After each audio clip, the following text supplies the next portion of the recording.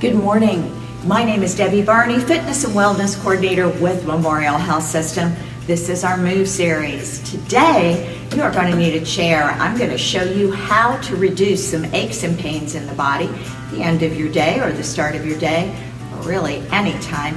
All you need is a chair. I have a rolled up mat here that I'm going to use as an object just to hold my hands onto with some twisting motions.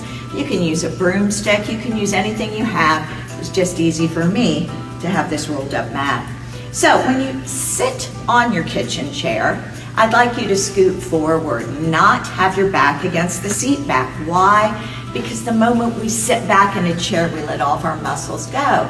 That's okay at the end of the day if you're going to watch a 30-minute TV show, not 3 hours of sitting.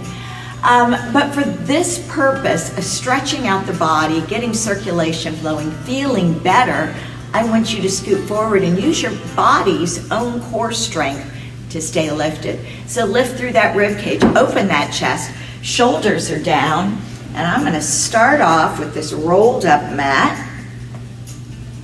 Notice my knees are straight out from my hips, my ankles are straight down from my knees, and toes are straight forward. So I'm going to hold this mat up at chest height. My elbows are slightly lower. I'm going to leave my feet and knees planted, rotate my torso to the right as far as I can.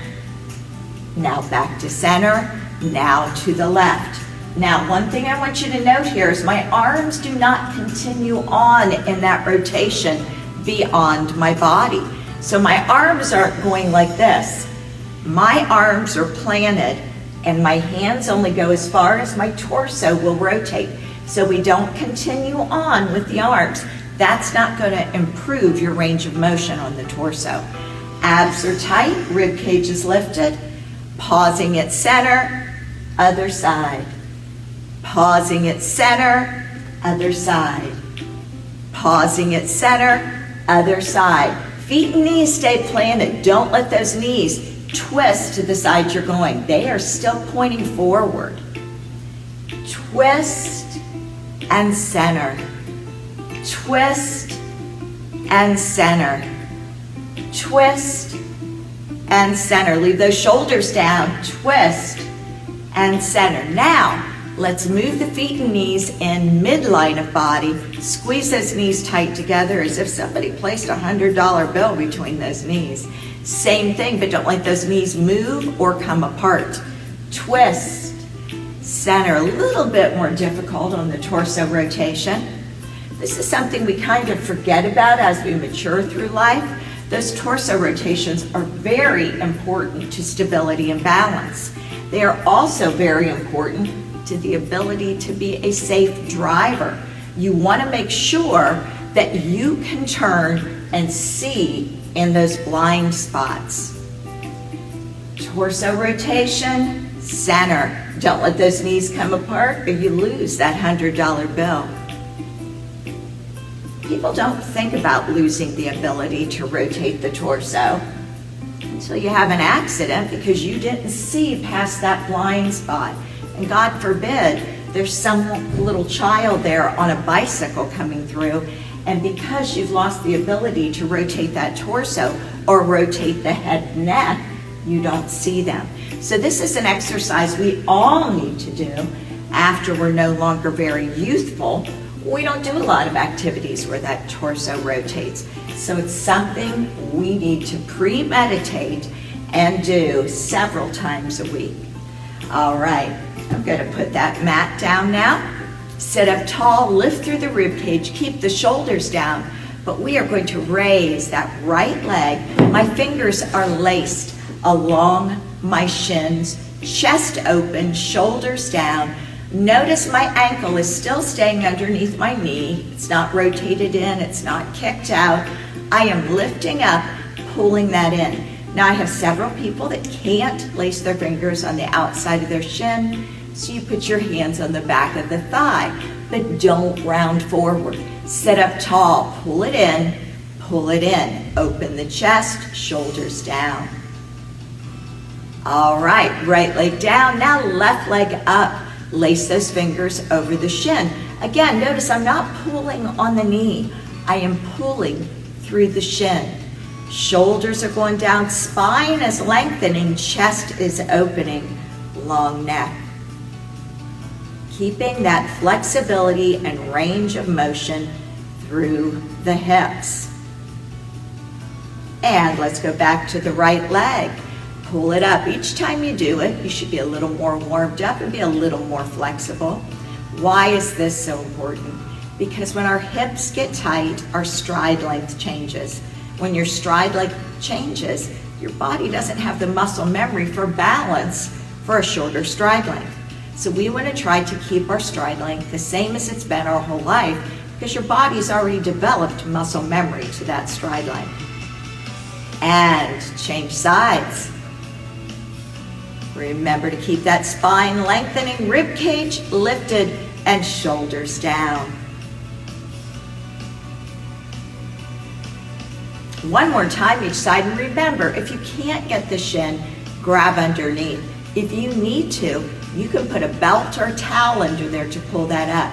You don't ever say, I can't do that. We always have a way.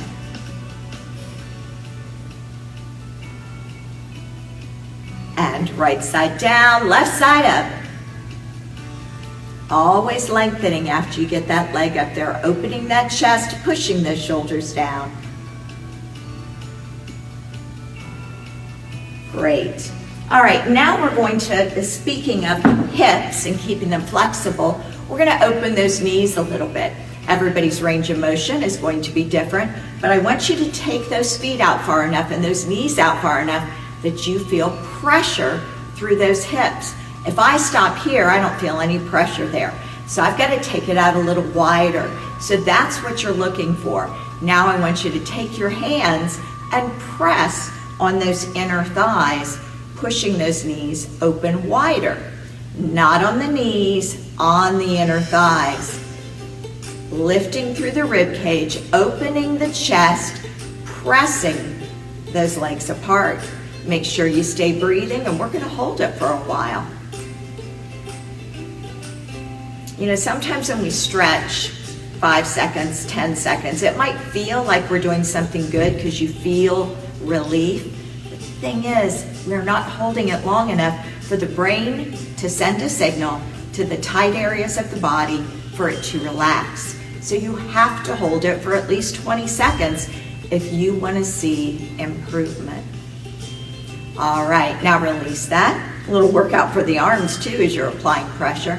Now what I'd like you to do is reach towards the floor. Now if you feel like you can't do this safely, you might want to pull another kitchen chair up and hold the seat of the chair as you hinge forward. That's your modification. But for those of us that can, we're going to hinge forward, not round the back, hinge forward, and get those hands to the floor. Now keep those knees open. They're going to want to collapse inward. You keep pushing them out so they're directly above those ankles, and feet are slightly turned out. Make sure you're breathing.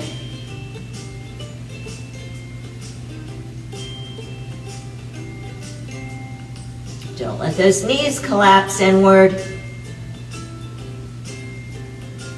Now, if you have a chair there, you're just going to hinge forward and hold the seat of that chair. But again, keeping those knees open. Don't let them collapse inward. If you have to, you bring the feet in a little bit, but you don't let the knees turn in farther than those ankles. So pretend I'm holding the seat back of another kitchen chair here. Stretching through those hips. And come up. Now, extend one leg out, flex the foot, which means point it up towards the ceiling. Again, we're staying lifted through the rib cage, and now we're going to hinge forward. My leg is straight. I am not rounding my spine. I am reaching my chin outward. Keep those toes up. I know you feel that. Everybody feels this one. Your toes are going to want to collapse and go back down towards the floor because it's more comfortable. Pull those toes up. Hinge forward.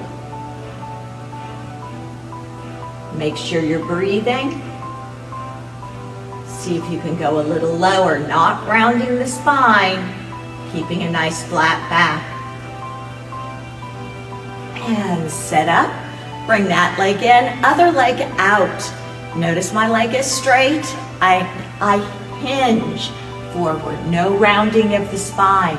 Go to where you first feel resistance, which might not be very far, and then after you stay there and breathe for a while, you try to go a little deeper, but not compromising by rounding the spine. Breathe as you're holding that, thinking about lengthening the spine and lengthening the hamstring all the way down into the calf muscle.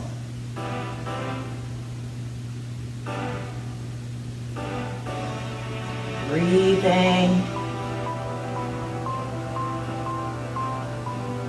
And let's come up.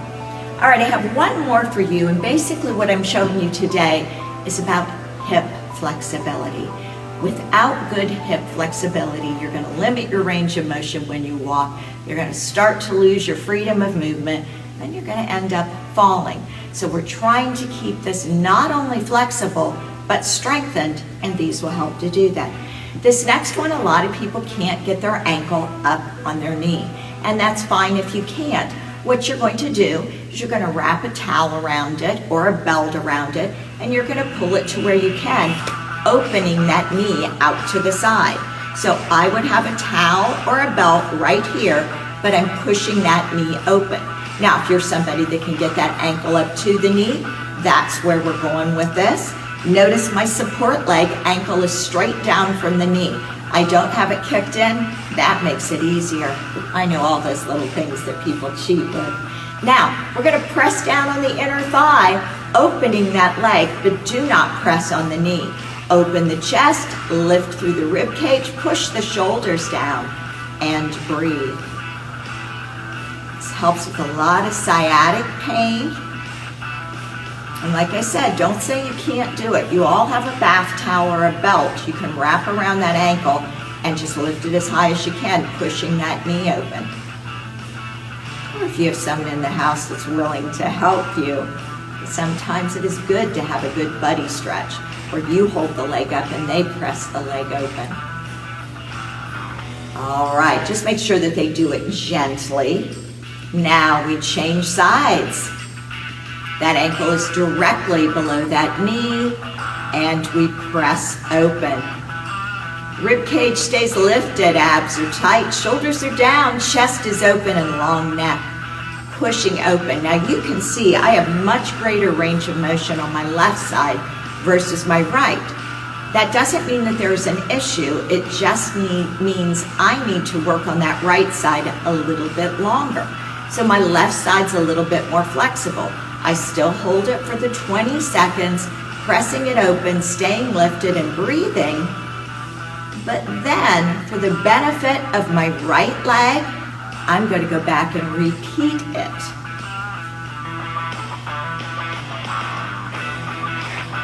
So every time I do it, my body's getting a little bit warmer, a little more flexible. Now, I can repeat the left side again too, but it's not going to be an imbalance to my body if I do the right leg twice and the left leg only once. My right leg range of motion is not as great as my left, so I'm trying to achieve the same range of motion on both sides.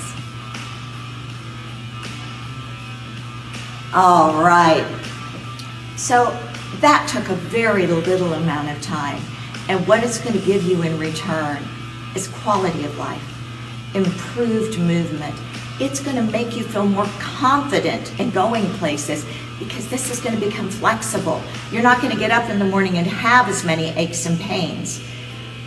Please try these things. They are doable for anybody. I've given you modifications if you can't do it exactly the way that I did it. But it's so important as we mature through life to keep those hips flexible. It's where balance sits, is in the hips. So we need to keep moving. Thank you very much for joining me again. My name is Debbie Barney, Fitness and Wellness Coordinator with Memorial Health System. This is our Move series. I hope you moved. I'm not just here for you to watch. I'm here to help you improve quality of life. You can only do that by moving with me. You guys have a great weekend. I'll be back next Friday. Bye-bye.